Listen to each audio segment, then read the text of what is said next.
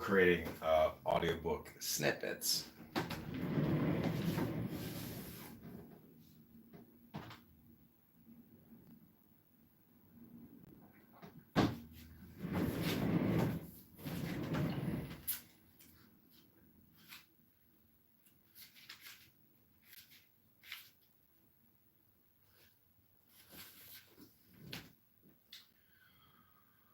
The highest virtue is not virtuous, therefore it truly has virtue. The lowest virtue never loses sight of its virtue, therefore it has no true virtue. The highest virtue takes no action, yet it has no reason for acting this way. The highest humanity takes action, yet it has no reason for acting this way. The highest righteousness takes action, and it has its reasons for acting this way.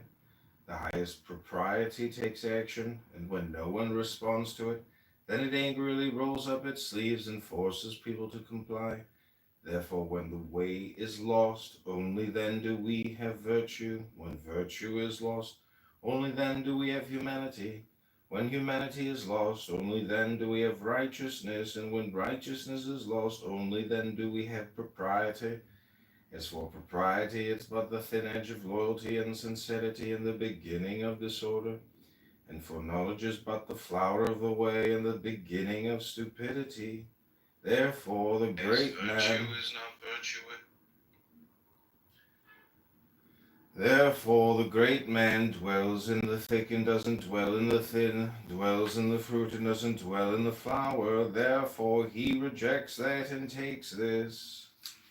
Of those in the past that attained the one, heaven by attaining the one became clear, earth by attaining the one became stable, gods by attaining the one became divine, valleys by attaining the one became full, marquis and kings by attaining the one made the whole land ordered and secure. Taking this to its logical conclusion, we would say if heaven were not by means of it cleared, it would, I'm afraid, shatter. If the earth were not by means of it stable, it would, I am afraid, let go. If the gods were not by means of it divine, they would, I'm afraid, be powerless. If valleys were not by means of it full, they would, I'm afraid, dry up.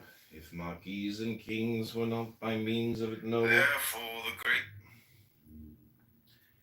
And if marquis and kings were not by means of it noble and high, they would, I am afraid, topple and fall.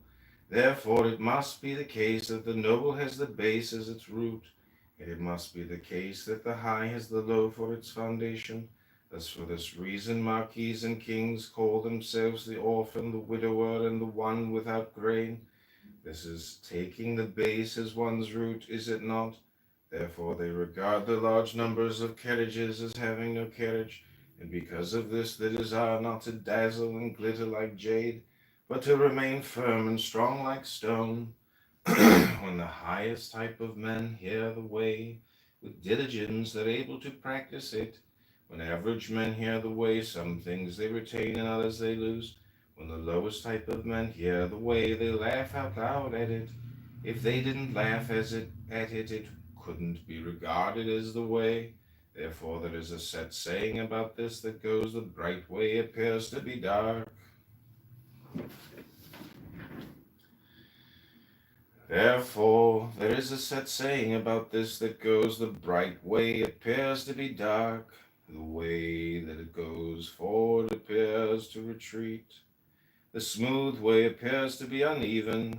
The highest virtue is empty like a valley. The purest white appears to be soiled. Vast virtue appears to be insufficient. Firm virtue appears thin and weak. The simplest reality appears to change. The great square has no corners. The great vessel takes long to complete. The great tone makes little sound. The great image has no shape. The way is great but has no name.